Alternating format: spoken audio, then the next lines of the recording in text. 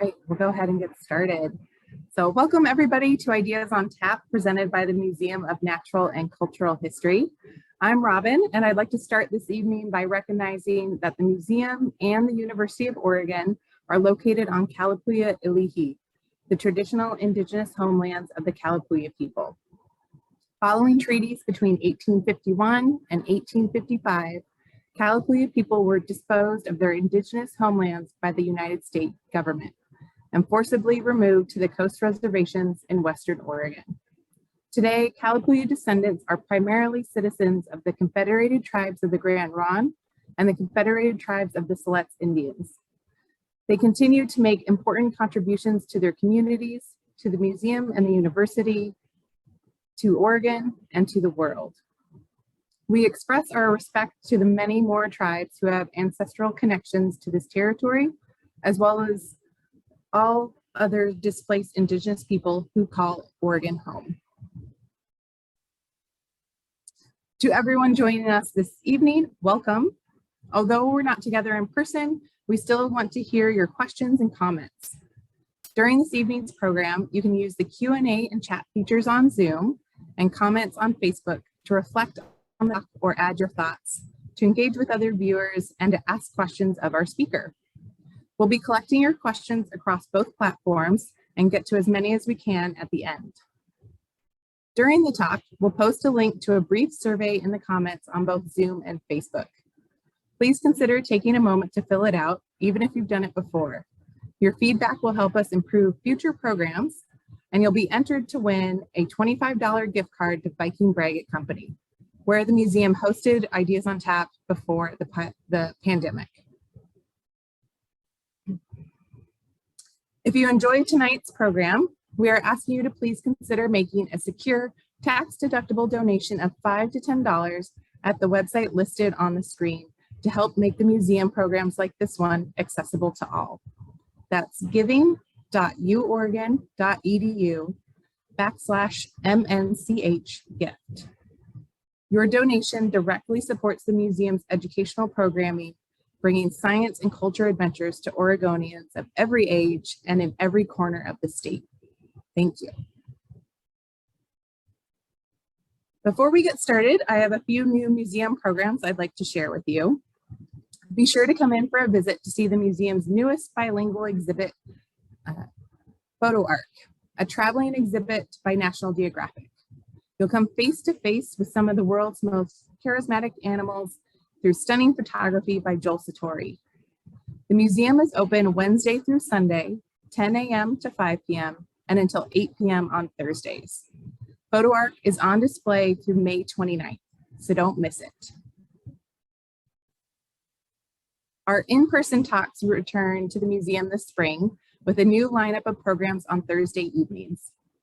Up first is Noah Stryker, scientist, photographer, and birder, who will be talking about his adventures to Antarctica's windswept Elephant Island to study the chinstrap penguins. Seating for this one is limited and pre-registration is required. But if you can't make it into the talk, Noah will be chatting with visitors and signing books just afterwards from 6:30 to 8 p.m. The talk and book signing are included with admission. We have additional Thursday evening programs planned for the spring, so be sure to visit our website to see more.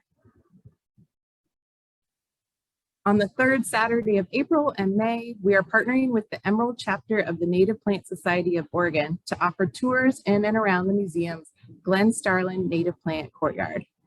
The tours will be offered rain or shine and are included with admission. No registration is needed for these. Later this month, the museum will be celebrating Earth Day all week long. Stop by between 10 a.m. and 5 p.m. on Friday, April 22nd through Sunday, April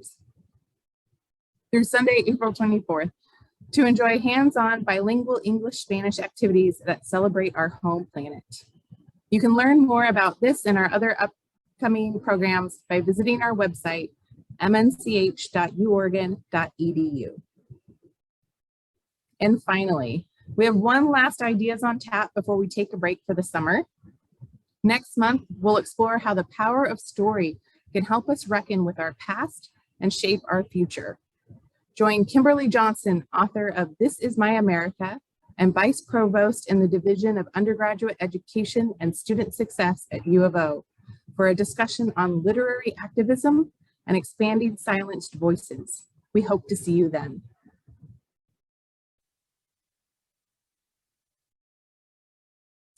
All right, so as you can see, I'm here in the museum's Magic in Medieval Europe exhibit because it relates to tonight's talk.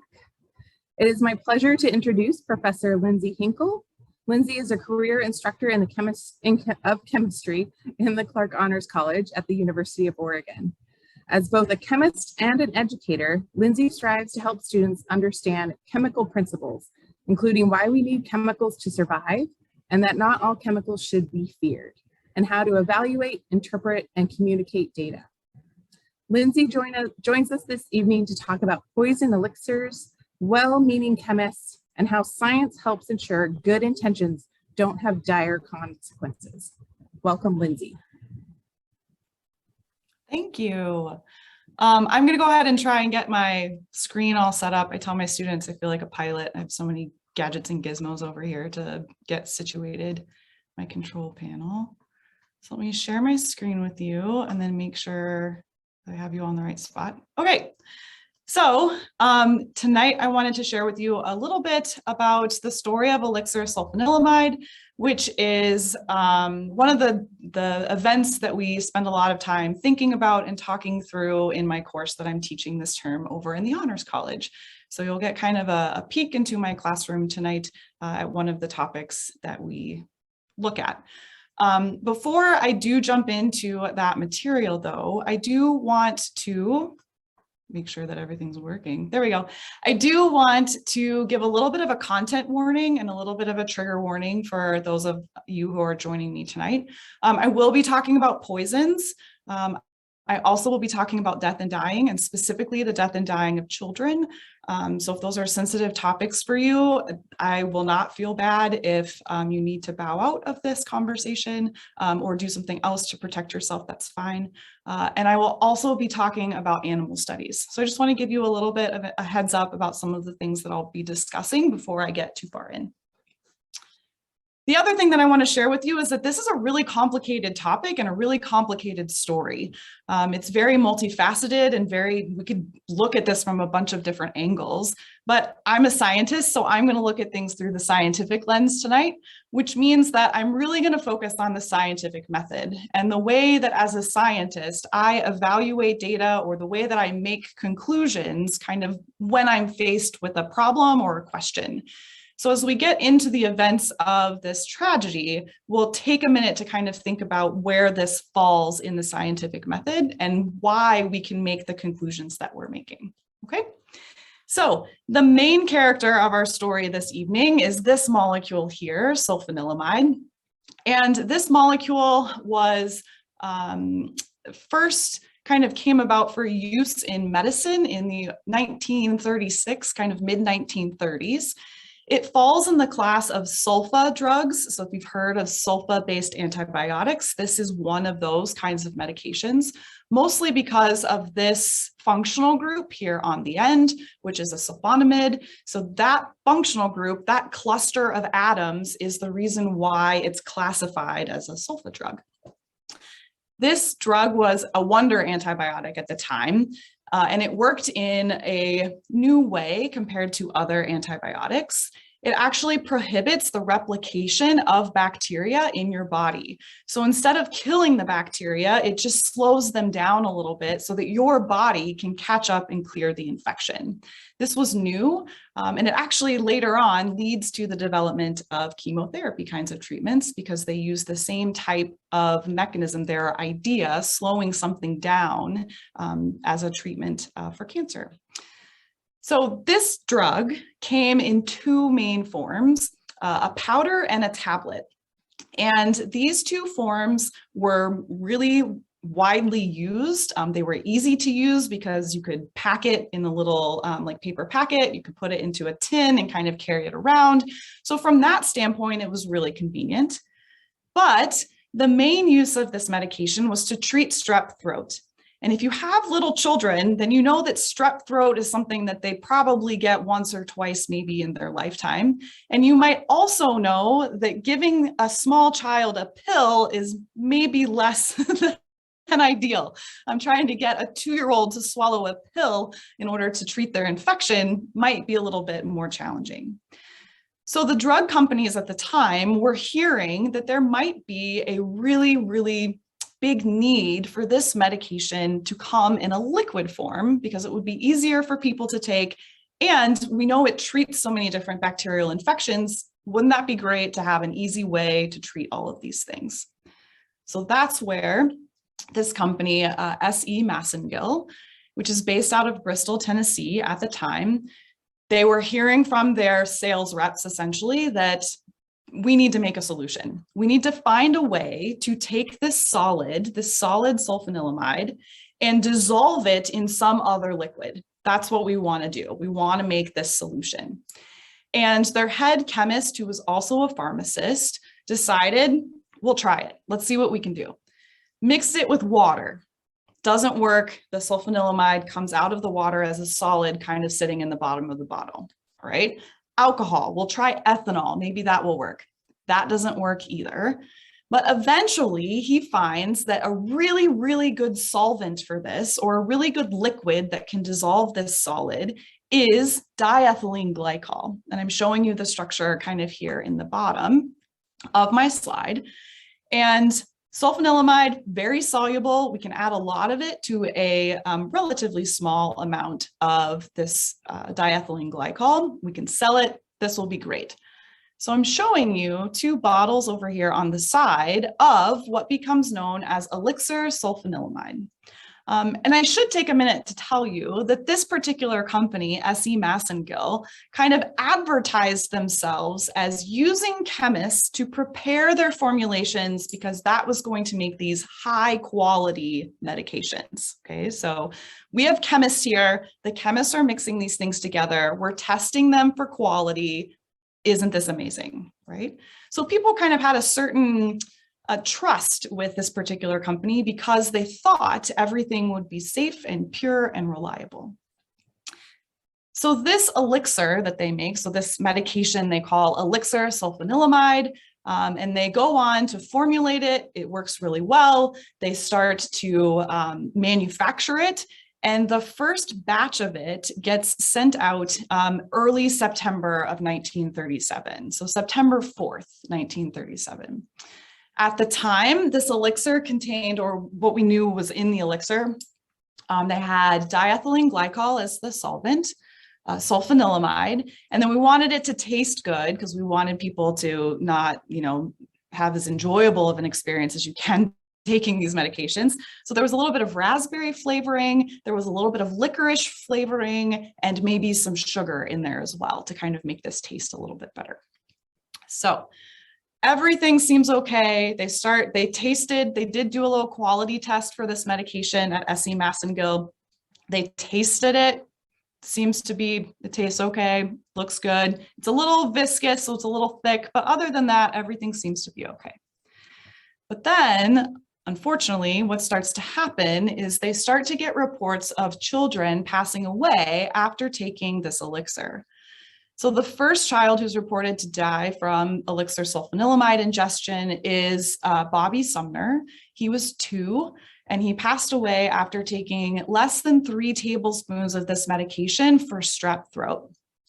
Bobby, I believe, lived in Tulsa, Oklahoma, and it was around, I think, within 10 days, 5 other children also passed away from ingesting this medication.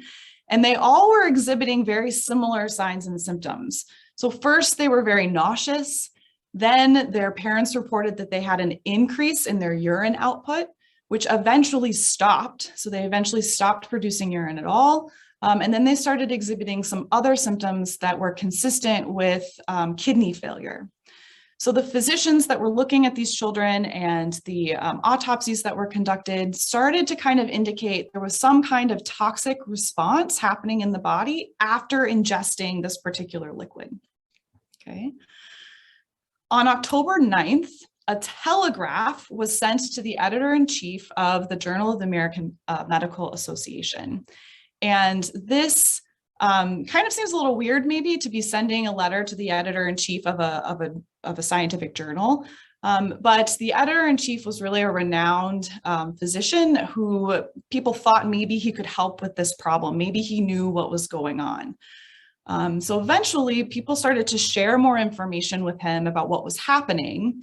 And they said, we have these patients who are taking Elixir Sulfanilamide, and these are their symptoms, and they're passing. What is the treatment for an overdose or a toxic ingestion of Elixir Sulfanilamide? And the AMA gets back to these physicians and actually says, you know, we don't actually have any record of an approved formulation of sulfanilamide as a liquid. It should only be given as a pill or as a powder. And so this was kind of one of the first maybe concerning bits here, that one of the premier institutions doesn't have any record of this. And you might be saying, well, but why should the AMA be the ones to deal? Shouldn't we have like some government kind of institution that regulates these drugs and medications? At the time, the only law that was regulating drugs and food was the Pure Food and Drug Act of 1906, which only said that medications or drugs or food could not be adulterated. So there was a list of chemicals that could not be found in these substances, and they could not be misbranded. So that meant that if you said something was inside that particular bottle of stuff, it better be in there, and it better be in there in the amount that you say it is. And if you give some kind of claim about what's in there, then that should also kind of be found in that bottle. So those were the two kind of things that you had to follow. There was no regulation for safety testing at the time. So the AMA kind of stepped in and developed a council on pharmacy and chemistry, and they were supposed to be the ones to kind of fill that gap and approve different formulations of medications. So because the Council of Pharmacy and Chemistry had no idea what was going on here, the only piece of advice that they could give was to treat symptomatically. So we're not quite sure. It sounds like some kind of toxic event, but the best we can do right now, because we don't have an approved formulation, is to treat the symptoms that you see. So eventually the FDA hears about everything that's going on now in Tulsa, but also other parts of the South, what's happening here. And the FDA starts to get involved and say, well, we need to investigate what's going on here. We need to see if this is violating the Pure Food and Drug Act. So they start kind of confiscating all of the Elixir Sulfanilamide. Sorry, it's a long word and it gets me every now and then. They start to confiscate Elixir Sulfanilamide under the claim that this is being misbranded. There's obviously something inside this elixir that is not being declared on the label. It's harmful. We need to get it out of the hands of the public. So you can imagine that in 1937, communicating mostly by telegraph and radio and newspaper, this is a pretty big task for the FDA to undertake. It ends up that a lot of their chemists and a lot of their inspectors go out across the country trying to reclaim all of the Elixir Sulfanilamide that they can. And they're actually quite successful. So there were 240 gallons of this elixir manufactured and distributed across the country. All but 12 of them were returned. So there were 12 gallons of this elixir that were either taken by individuals or lost in some way, and the FDA couldn't get them back. So I think that that's like a very big accomplishment given what's going on there. And one of the things we could spend some more time on is the communication piece here. How does communication play a role in how this event is playing out? One of the other communication pieces here that I think is important to mention is that S.E. Massengill Company does send out telegrams once kind of the FDA starts to get involved. And those telegrams say, please return Elixir Sulfanilamide at our expense. And that's it. And when the FDA hears that that's all that was kind of in this telegram, they say, no, you need to make this sound a little bit more serious so that we can make sure that we get all of this back and people know that they need to return it. So a second telegram goes out that says this could be dangerous to life and we really do need you to send it back. So between the telegraphs and all of these individuals from the FDA kind of scouring the country, they do end up getting back most of this elixir. But they still start saying these questions like, they're still asking questions like, could it be that we're taking these medications incorrectly? So could it be that these children are passing away because they weren't given the right amount, or they were given too much, or maybe they were taking it with something else? There was some kind of medication interaction there. Could it be that because this is a brand new formulation, maybe sulfanilamide is interacting with the liquid that's there? So we don't know, we've never put these two things together. Maybe there's some kind of interaction there we need to worry about.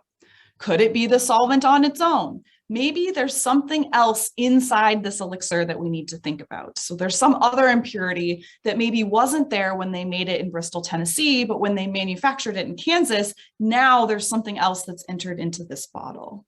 So we're starting to see this kind of hypothesis formulation, these questions that we need to have answered, kind of one of the first steps of our scientific method here. So the next step is to really dig into these questions and try to find out why are these people dying and how can we prevent it from happening in the future, right? So a lab affiliated with the AMA, with the American Medical Association, has their chemists take open and unopened bottles of Elixir Sulfanilamide from S.E. Massengill Company and test their composition. So these chemists are trying to figure out, is essentially the recipe that we were given from S.E. Massengill, is that actually what's inside this container? Okay. So what they found was that, yes, actually what S.E. Massengill is saying is inside the elixir is what's there. It's about 72% ethylene glycol, 16% water, 10% by weight, by mass, sulfanilamide, and then everything else kind of makes up the other 2%.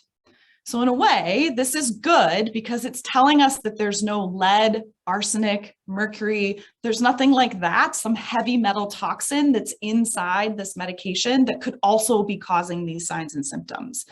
So that's good. We've kind of eliminated something off of our list now. But we're also able to see exactly what's inside the solution, and we're able to see kind of what things we now need to test. So all of this is kind of happening simultaneously, and it's happening very quickly with a sense of urgency because we want to find out the answer to this question. So kind of concurrently, a group of researchers at the University of Chicago starts conducting toxicology studies using animal models. And what they do is they give these animals different doses of these 5 kind of variables, if you will, here. So they give them S.E. Massengill's elixir. So from the company, they're giving them the kind that was actually distributed across the country. Then they're making what I'm calling a synthetic version of the elixir, which just means that they purchased the chemicals kind of separately and made their own version of S.E. Massengill's elixir kind of in-house. So to make sure that something else didn't happen along the way. So we have kind of our own version that we've made that we can now compare to the company's version. And then they tested just the sulfanilamide alone, just the diethylene glycol alone, and then water alone too, just to make sure that there's not something else going on here. Okay. So what I'm going to show you now is some data from what's called the Wallace Report. The Wallace Report is essentially a report that was given to the Senate by Henry Wallace, who was the Secretary of Agriculture at the time and was tasked with kind of pooling all of this information and sharing it with the government to let them know what was going on. So this information I'm showing you is from studies with rats as the animal model here. So what we can see, and I want to kind of go through this step by step so we can see the trends here. And I want to look at the overall big picture for now. We can come back and talk about the details if you want a little bit later. But if we're starting with Elixir Sulfanilamide, so in the red box, these are the data for the commercially available version of this elixir.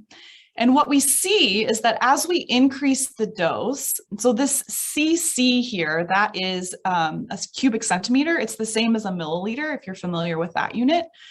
This dose was given to the animals 3 times a day, and it's a dose per kilogram. So if depending on how much that animal model weighed, it would be given more than that particular amount, but the ratio would end up being, for example, 2.5 cc's per kilogram of body mass 3 times a day.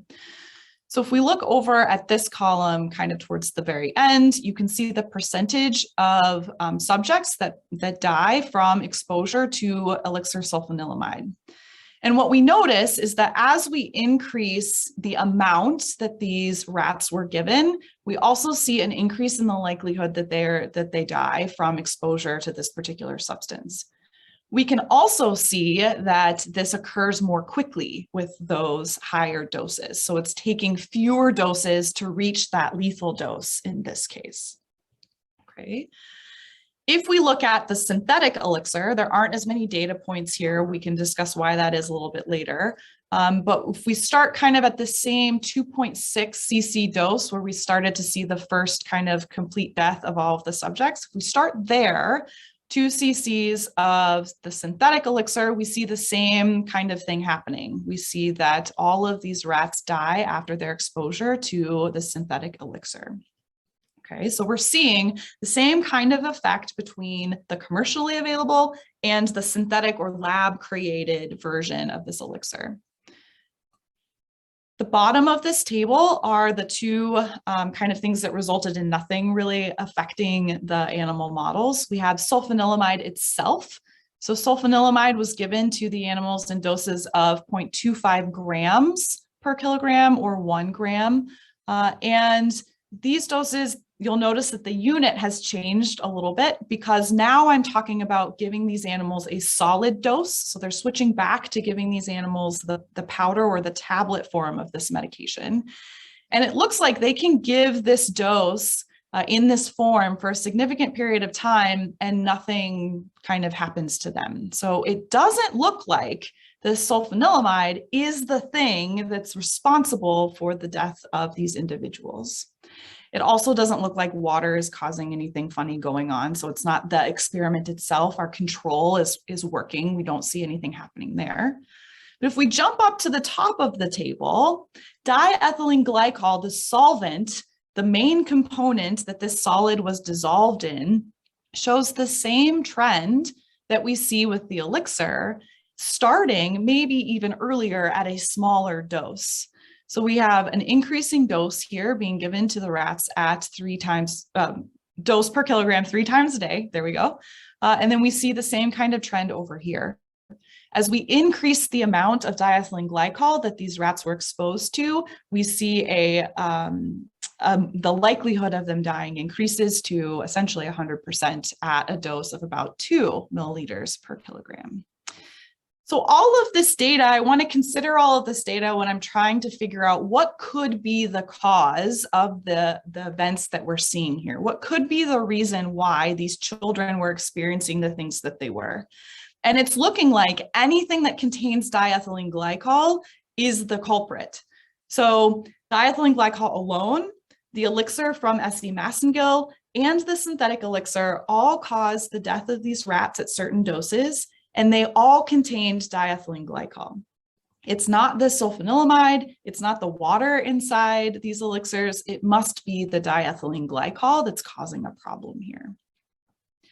And this is the conclusion that these researchers come to. They find that anything with diethylene glycol causes the same effects as well in the animal models that were found in the human victims. They see the same increase in urine output initially, and then a decrease in urine output followed by a complete stop. They also see signs of kidney failure, and they also on autopsy see the same kinds of deformities or degradation of the kidney and liver that they found in the human victims as well. So our data are pointing us to the conclusion that it's diethylene glycol ingestion that's causing these individuals to pass away, not sulfanilamide. Okay, so we have kind of our final results. These are after a bunch of different studies. I'm only showing you 2 here, or telling you about 2, but there were lots of studies kind of happening all around the same time, looking at different aspects of this exposure to this chemical that reached the same conclusion. It's the diethylene glycol. There also happens to be kind of a case study, if you will. There was one individual, a young man who was taking sulfanilamide as a tablet, as a pill. And when he found out that the elixir was available, that was more appealing to him. So he switched over to taking the elixir version of sulfanilamide and started experiencing the same symptoms. So when he was taking sulfanilamide as a solid, everything was fine. He was curing his bacterial infection. Everything was okay. The second that he switched over, he started to have these signs and symptoms of some kind of toxic effect, likely the result of the inclusion of diethylene glycol in the solvent. So what happened? Kind of, how does this story kind of end? Eventually, S.E. Massengill, so Samuel Massengill, pleads guilty to 112 counts of adulteration or misbranding based on the Pure Food and Drug Act of 1906. This was the best they could do under the laws at the time. S.E. Massengill himself was never quite convinced that his elixir was the problem. He continued to believe that it was some kind of interaction that the medication was having with some other medication that these people were taking, or that it was the sulfanilamide itself. He never really kind of accepted that his version of this substance was the reason why these people passed away. The penalty for this was only $150 per count, which worked out to about $16,800 at the time. This translates to, if you want to think about kind of more current amounts of money, this would be approximately $3,000 per count, which again was the maximum fine under this law from 1906 that could be there. Now, the thing that was interesting to me about this story is that even these very small penalties might not have even happened if S.E. Massengill had not called this an elixir. So if S.E. Massengill had called this a solution of sulfanilamide, there would have been nothing the FDA could have done to stop this problem, because solution does not imply anything about the composition of this substance. But by calling it an elixir, that is indicating that there is some alcohol component in this container, and it wasn't there. So if S.E. Massengill had called this a solution, this tragedy would have been even more tragic than it already is, because there would have been nothing that could have been done.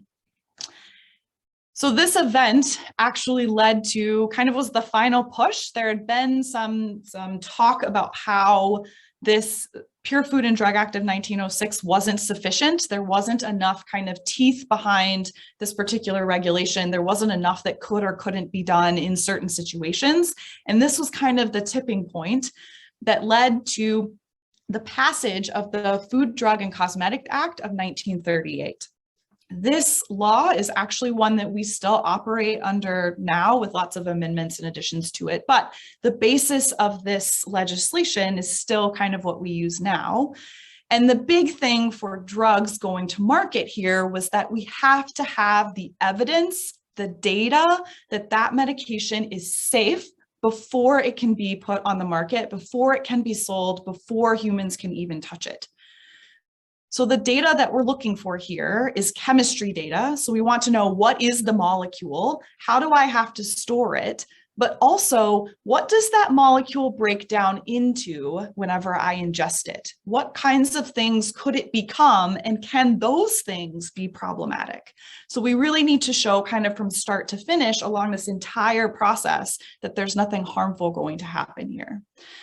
There also needed to be some animal tests to make sure that we understand the toxicology of the drug before it goes to market. And then finally, some clinical studies to ensure its safety. And all of these things, if all three of these things had been done by S.E. Massengill before putting Elixir Sulfanilamide on the market, there would have been 100 people who did not pass away from ingesting it. So following the science, following the data is a helpful thing to do. And now, because we have this Food, Drug, and Cosmetic Act, we've seen it play out. We've seen it protect us from other medications, specifically in the story of a medicine called thalidomide. Thalidomide has a couple of different connections to the story of Elixir Sulfanilamide, including one of the chemists at the University of Chicago was actually working at the FDA whenever the application for approval for thalidomide came in. And she was not convinced that there was enough safety data. And so she rejected the application, and thalidomide was never sold in the United States, which is why it did not affect us as much as it did countries in Europe or Australia, things like that. So I hope with that, maybe you learned an interesting little knowledge nugget tonight about this story. I do want to share with you, just because I feel like I need to share with you my sources for these kinds of things. I do have a couple of references that I was using and places if you're interested in learning more about this really complicated topic. Again, I only kind of talked about a very select bit of the data here, but this book by Barbara Martin is a really great, Dr. Barbara Martin is a really great resource. And then you can also find online the actual primary source document, the actual letter to the letter from the Secretary of Agriculture that was discussed in the Senate. So with that, I will take any questions that you have, and I will stop sharing my screen. There we go. Great, thank you, Lindsay. Yeah. Very interesting. Yeah. At this moment, I don't think we have any actual questions in our Q&A, so we'll give our viewers just a moment to kind of gather their thoughts. Please drop them in the Q&A or in the comment section on Facebook, and we'll get to them. But I'll kick it off with a question. Okay. I'm curious of how you came to find this story, and I'm assuming you share it with the students in your classes. How does it land with the students you're teaching? Sure. So I found this story because I have some great colleagues from my entire career. One of my colleagues was actually, when she found out that I was teaching this class, said, you should look into this. It would be something that would be really interesting. The students, I think, find it fascinating that, and we didn't have time to talk about here, but the role that communication plays in this piece, where people were being told over the radio that they should not take this medication. And so if you didn't have a radio, what do, right? Do you wait for it to come out in the paper? Do you wait for, because these were prescriptions, people were getting them from the pharmacist. So you wouldn't think that these would be bad. This was a bad thing for you to take. And in fact, that played a role in trying to get it back. There were some people that said, well, but I wasn't affected by it, so I want to keep it because it worked for me. So why should I have to kind of send it back? So that's a piece that we really get into. And then of course, the ethics of this whole kind of conversation. How could someone not do their research before they put together this kind of medication that gets sent out? So, yeah, during a different time, things were different back then, for sure. Yes. All right, we've got looks like a couple questions here. The first one is, what is, and I'm going to butcher the name, diethylglycol? Mm-hmm. Diethylglycol. Yep. There we go. And why wouldn't they have known that it was bad to ingest? Okay, so diethylene glycol is that molecule that has the oxygen in the middle and then some carbons and an alcohol on the side. It's a liquid. It's very similar in it's very similar to ethylene glycol, which you may have heard of before.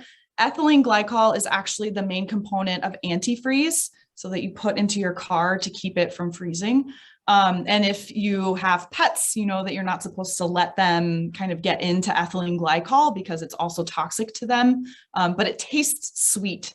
So the reason why they will continue to eat it is because it tastes good. So there's kind of not that adverse effect there. So the thing is, they should have known that diethylene glycol should not have been used in this particular formulation and for consumption by humans. There were articles that were out in the early 1930s that suggested that this substance should not be used. And there's also some evidence that the chemical companies at the time, some of them were putting a label on the bottle of diethylene glycol that said, you know, you shouldn't use this for human consumption. So the question then becomes, did the chemist who was working at SE Massengill just not know? Did they know and chose not to? There's kind of, again, these ethical kinds of considerations of doing your research and doing a thorough background search before you start is really, really important. So yeah, it behaves similarly to ethylene glycol. It's kind of the cousin molecule, if you will. Interesting. We have another question on here. They comment and question. They say, I remember some of this from my own childhood. We were often prescribed sulfa drugs in the early 50s. How does this relate? And she also says, thanks, very interesting. Yeah, thanks. So my understanding, and I'm a chemist, so I'm not super well-versed in all of the different medications and things like that are there. But my understanding is that sulfa-based drugs were really good antibiotics. But I believe that people can be super sensitive to them as well. And so there was kind of this trade-off between being able to treat the bacterial infection, but also not kind of having this allergic reaction to it. If I'm remembering correctly, I believe that penicillin was developed in the 1940s or 50s. And once penicillin kind of got on the market and kind of took off, then some of these sulfa drugs stopped being used as widely because penicillin was better, I guess, in that sense. That's a great kind of question that I don't know all of the answer to because it's not my field of study. But yeah. I think this one kind of relates. They're asking, we use polyethyl glycol as a stabilizer in lots of drugs, vaccines now. Do you know how they figured out what amount was safe? So I'm not sure specifically for that particular compound, but I do know that so by the name in and of itself, polyethylene glycol is going to be much different than diethylene glycol in terms of the way that it reacts and what it can do. So it's not that I don't want to make this broad statement that all glycols are poisonous. The chemical structure, the atoms that are connected together really do affect the chemistry there. And so you can't kind of, as much as we kind of want to lump them all together, there are some that are perfectly safe. If I had to kind of propose how they learned that they were safe, it would have been through following the same kinds of methods that are outlined in the Food, Drug, and Cosmetic Act of 1938. So they had to do some kind of chemicals test to study the stability. They had to do some kind of animal testing where they would use animal models to make sure that different kind of proportions of that substance being injected into the animals was still safe. And then it would have moved on into clinical trials where that was used or given to individuals to make sure that there wasn't a difference in the way that it reacted in the animal models and humans. So they are very rigorously tested to make sure that they're safe before we actually get them ourselves. So, yep. Okay. Another one, a lot of safety questions.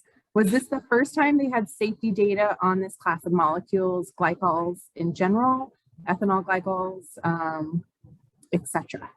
Sure. So I think that the safety data as far as the ingestion piece, kind of for diethylene glycol was kind of in the early 1930s, and then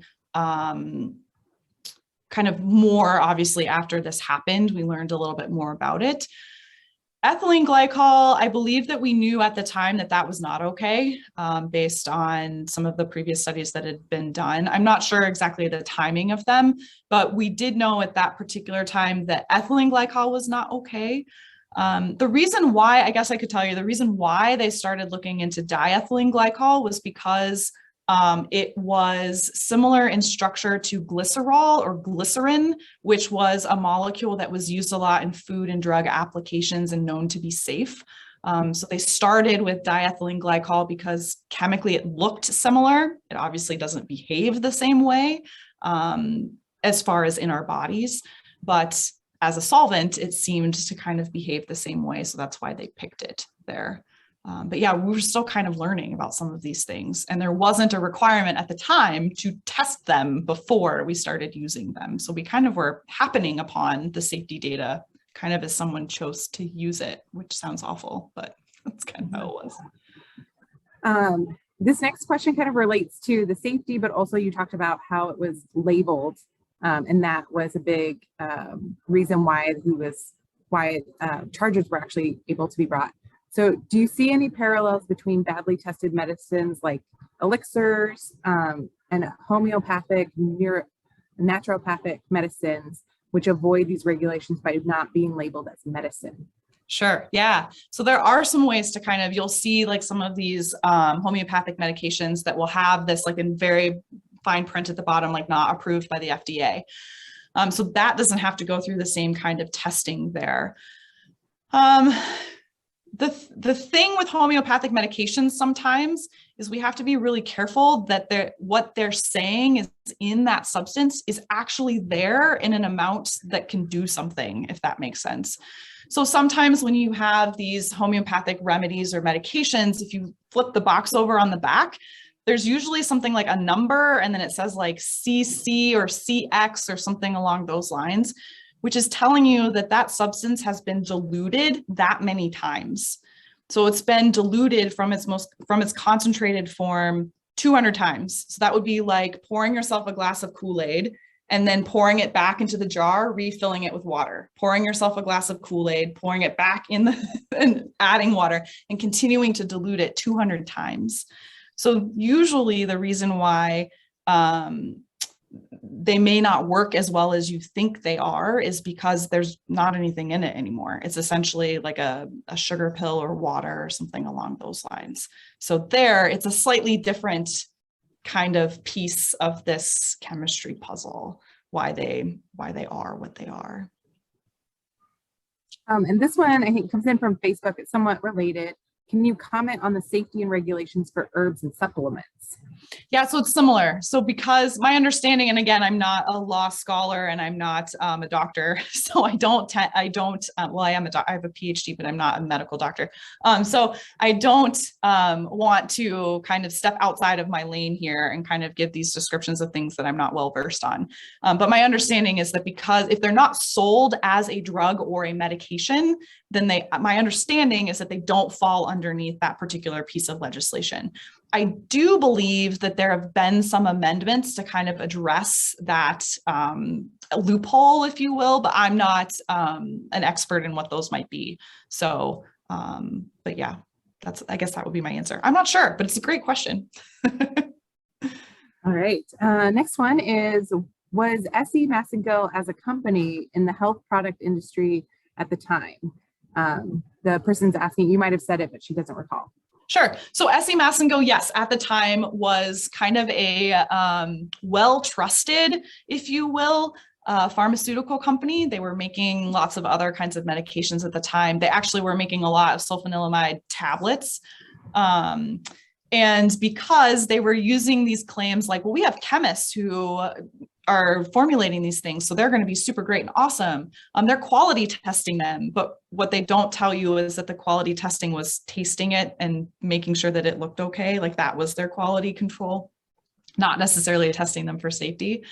And they actually do continue on after this story to be a pharmaceutical company. They still continue to make and manufacture different kinds of pharmaceuticals, different kinds of household goods and services, kinds of things like that.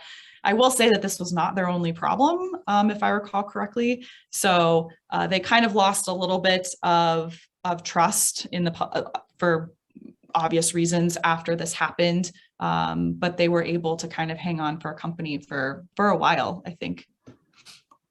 Interesting. How does this tie into the current opioid and the company's role in it. Sure. So the opioid situation crisis is something else that we talk about in my class a little bit from a data manipulation standpoint. So if you have seen the show Dope Sick, I think is called, on Hulu, they do talk a little bit about this in that show, but essentially they are changing the way that they're presenting the data to make it say something that it doesn't actually say. And that leads people to believe that it's safer than it actually is. Yes, there are lots of parallels here to this company that seems to be kind of making money off of this thing that isn't actually safe, or that they're lying about how safe it might be. Again, these are some great ethical questions that we do dig into in my class a little bit, and kind of have conversations around, well, what does this mean? Like, does this mean that we can't trust anything that's out there? Does it mean, like, how does this work? Right? And it turns out to be kind of a pretty complicated question with not quite a straightforward answer. But yes, I do see why there are kind of parallels drawn between these two situations. Yeah, absolutely. This next one kind of follows up similar to that. They say, thank you, Dr. Hinkle.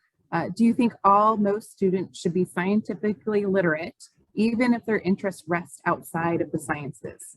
Well, yes, and that's why I'm in the honors college. No, I do think, so one of the things that we really think a lot about in the honors college is making sure that our students are seeing lots of different perspectives and lots of different kind of disciplines as well. And even if I wasn't in the honors college, yes, my answer is yes, yes, yes. I think that we all kind of need to be, I like to call it scientifically dangerous. It sounds really weird, but I feel like we all need to be a little scientifically dangerous and understand kind of the basic principles of how scientists construct knowledge, or how we can show data to people, or even what chemicals are, so that we as consumers can make the choice about where we want to spend our money. So for example, I know a lot of people and I know a lot of companies that advertise things as being chemical-free cleaners or chemical-free diet. You can't do it. Like, you can't do it. You cannot. Everything is a chemical.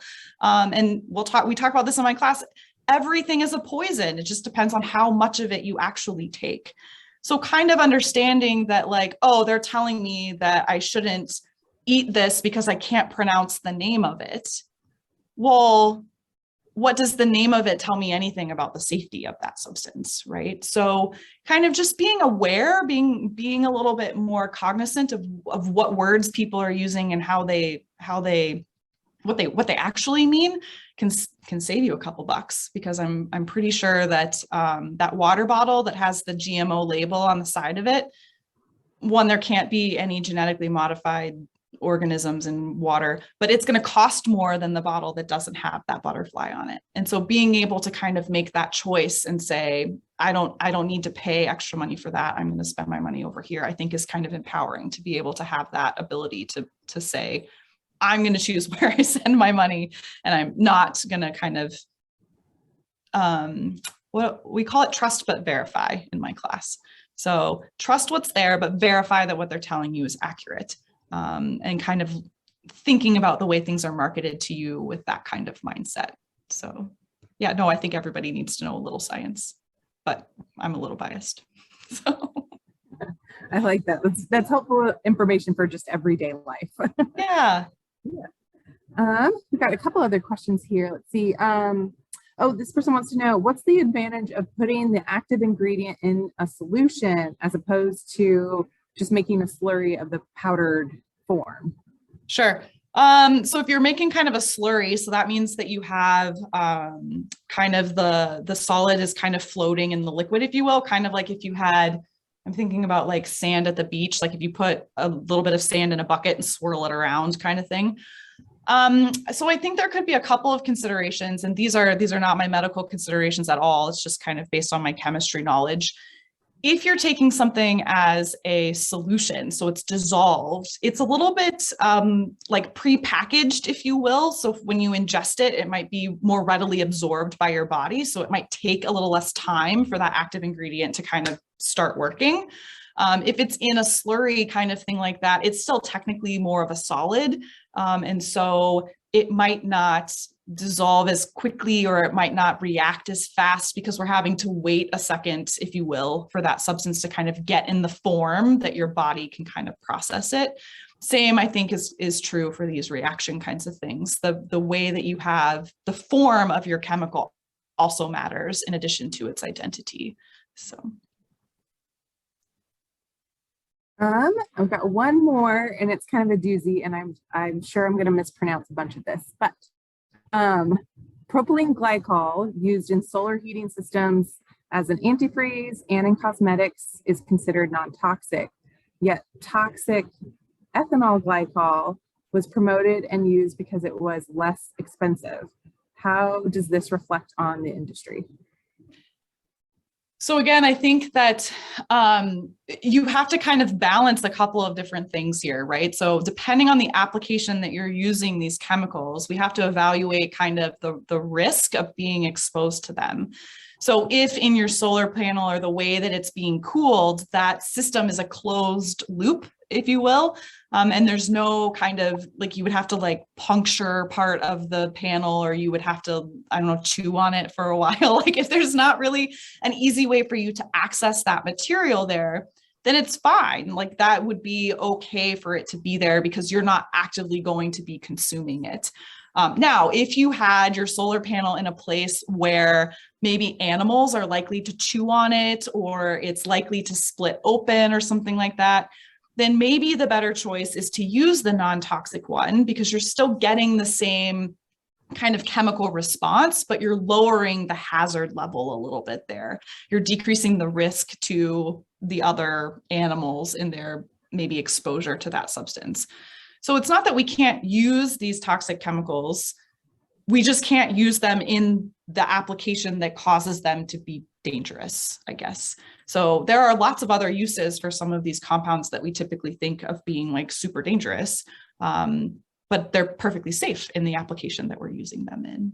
So it just kind of, you have to kind of balance the way you're using it and how someone can be exposed to it. So that's what I would say. So I don't think it reflects anything on the industry. It just kind of have to decide which risk you're willing to take or not. So. Great.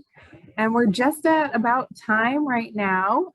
So I just want to take a moment and say thank you so much. Yeah, for this sharing. was fun. Yeah, good story, good information. And we hope all of our participants had a good time. And then, yeah, well, hopefully, if anyone has questions, they could reach out to you through the university. Sure. I'm sure your information's on the Clark Honors College website, so they can reach you there. You can email the museum, and hopefully we'll see you next month at the next Ideas on Tap. Yeah, thanks, y'all. Thanks, everybody. Have a good night.